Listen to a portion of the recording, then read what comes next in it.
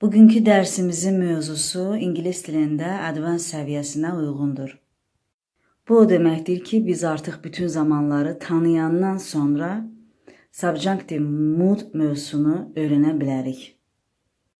Bəs qrammatikadakı mood nə deməkdir? Mood sözünün tərcüməsi təklikdə əhval-ruhiyyə, hal, vəziyyət, atmosfer deməkdir. Buradan belə çıxır ki, ingilis dilində feillər də müxtəlif vəziyyətlərdə, hallarda, atmosferdə ola bilirlər. Belə ki, ingilis dilində gördüyünüz aşağıdakı moodlar var. İndikativ mood, imperativ mood, interrogative mood, conditional mood və ən nəhayət subjunctive mood. Feillər o zaman indikativ moodda olur ki, onlar faktı ifadə edirlər. İmperativ moodda feillər əmri, interrogativ moodda sualları, conditional moodda şərt şəklini bildirirlərsə və nəhayət bugünkü dərsimizin əsas mövzusu olan subjunctive moodda isə arzu, istək və ya mümkünlüyü bildirir feillər. Hər bir moodu gəlin cümlələrlə izah edək. The indicative mood. Bayaq qeyd etdiyim kimi faktları bildirmək üçün istifadə olunur. Məsələn, the only letter that doesn't appear on the periodic table is J. Gördüyümüz kimi burada biz bir məlumat verdik ki, dövrü cədvəldə işlənməyən, görünməyən hərf C hərfidir. Yəni o hərflə heç bir kimyəvi maddə başlamır. Və ikinci sadə cümlə I will take English classes next year. Gördüyümüz kimi hər iki cümlədə ümumi bir məlumat verildi və bu məlumatlar indikativ mooddadır. Feilin indikativ moodundadır. Daha sonra isə the imperative mood, yəni feillər əmr şəklində ola bilirdi. Have a good day, please join me, stop talking nümunə ola bilər əmr cümlələrinə. Və bunu da bilirdik ki, cümlə sual formasında da ola bilirdi. Məsələn, is she telling the truth və ya where have they gone? Və ya cümlə şərt şəklində ola bilirdi. Məsələn, I would live in USA if I had money. Bütün bunları xatırlatmaqda məqsədim subjunctive moodu daha yaxşı, daha aydın başa düşməyimizdir. Subjunctive mood isə əsasən yazı formasında, rəsmi yazı formasında istifadə olunur. Danışıq dilində çox az istifadə olunur. Subjunctive mood cümlələrində əsasən arzu, istək, mümkünlük, təklif bildirilir. Subjunctive mood bəzən çaşqınlığa səbəb olur. Ona görə ki, indiyə kimi keçdiyimiz qaydalar dəyişir. Cümlənin quruluşu digər formalardan, digər feil formalarından fərqli olur. Birinci əsas fərq ondan ibarətdir ki, mübtəda, cümlədəki mübtəda üçüncü şəxsin təkində olsa belə, cümlə indiki zamandadırsa, feil S və ya ES qəbul etmir. Halbuki bundan əvvəl biz bilirdik ki, indiki sadə zamanda feil üçüncü şəxsin təkində S və ya ES qəbul etməlidir. Burada isə bu qayda pozulur. Feil ilkin formasında qalmalıdır. Məstər formasında və tulsuz işlənməlidir. Biz indiyə kimi bilirdik ki, feil keçmiş zamanda ya kökündən dəyişir, ya da ki, id qəbul edir. Burada isə cümlə that bağlayıcısından sonra fikir keçmiş zamanda olsa belə, that bağlayıcısından sonra gələn feil yenə də ilkin məstər formasında, lüğətdə gördüyümüz formada olduğu kimi qalır. Heç bir şəkilçi nə indiki zamanda, nə keçmiş zamanda, nə də gələcək və ya digər zamanlarda heç bir şəkilçi qəbul etmir. İlkin məstər formasında qalır. İndiyə kimi biz bilirdik ki, to be feili şəxsə görə dəyişib am, is, are və ya keçmişdə was, were və ya gələcəkdə will, shall ola bilirdi.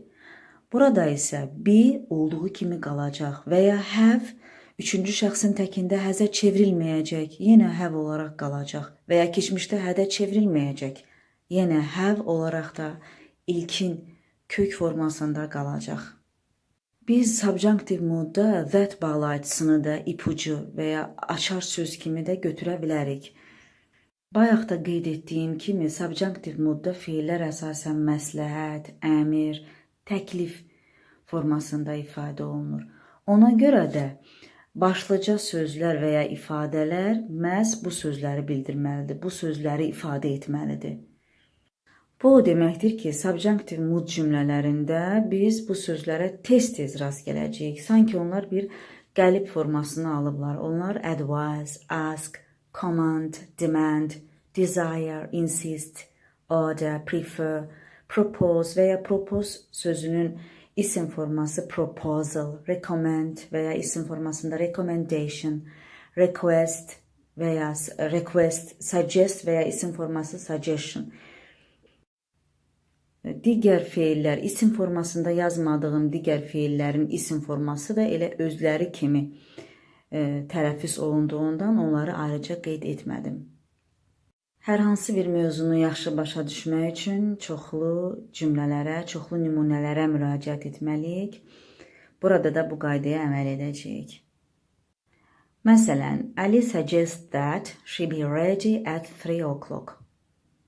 Cümlə belə tərcümə olunacaq. Əli təklif edir ki, o saat 3-də hazır olsun. Baxaq cümləyə. Cümlə iki hissədən ibarətdir. Bir baş cümlə və budaq cümlə. Baş cümlə Ali suggests forması baş cümlədir.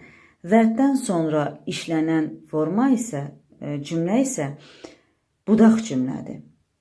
Və cümlənin formasındakı dəyişiklik, indiyə kimi bildiyimiz qaydaların üstündən xətt çəkmə prosesi cümlənin ikinci hissəsində olur. Gördüyümüz kimi that-dən sonraki hissəsində baş verir. Çünki biz indiyə kimi bilirdik ki, she indiki zamanda she-dən sonra is gəlməlidir. Keçmişdə olsa, məsələn, was gəlməli idi. Suggest feili burada suggested olsaydı, tutaq ki, was gəlməli idi. Subjunctive modda isə bu qaydalar pozulur.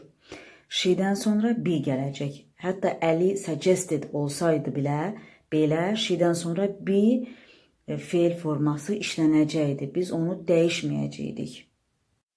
İkinci cümləyə baxaq. Our teacher made a suggestion that the students get up early və ya be early. Bizim müəllimimiz təklif etdi ki, tələbələr erkən oyansınlar.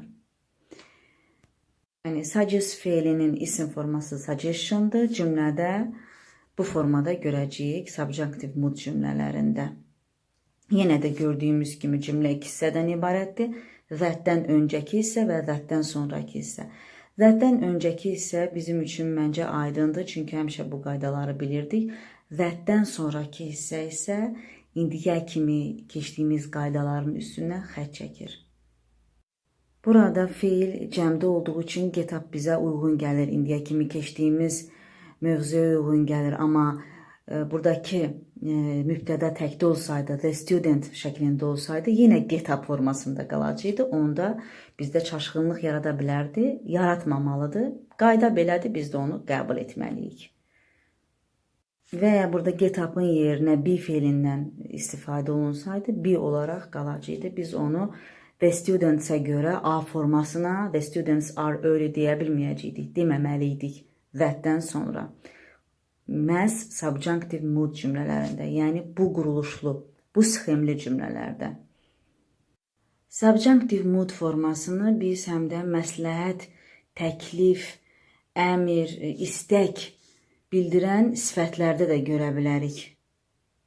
Sifətlər yenə də açar rolunu oynaya bilər. Onlar hansılardır? Advisable, best, crucial, desirable, essential, imperative, important, necessary, unthinkable, urgent, vital, adamant, anxious, determined, eager, keen və s.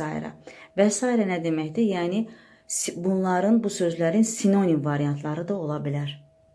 Yenə də daha da aydın olması üçün nümunəyə müraciət edək. Məsələn, it is advisable that he visit his grandparents. Məsləhətdir ki, o, nənə babasına baş çəksin. Cümləmizin əsası gördüyümüz kimi başlanğıcı, baş cümləsi advisable sifəti ilədir. It is advisable. Ondan sonra that bağlayıcısı istifadə olunub. Yenə that bağlayıcısından sonra gələn budaq cümlədə feil çaşqınlıq yaradan həmişə budaq cümlədən sonraki feil olur. Feil məstər formasında qalıb. Heç bir şəkilçi indiki zamana aid və ya keçmiş zamana və ya gələcək zamana, digər zamanlara aid heç bir şəkilçi qəbul etməyib. Subjunctive modu digər modlardan fərqləndirən əsas cəhət budur. Və digər nümunəyə baxaq. It will be vital that every student work hard. Cümləmizin birinci hissəsi gələcək zamandadır. Yəni bu birinci hissə hər bir zamanda ola bilər. Onun fərqi yoxdur. İndiyə kimi keçdiyimiz qaydalara əsaslanır cümlənin baş hissəsi.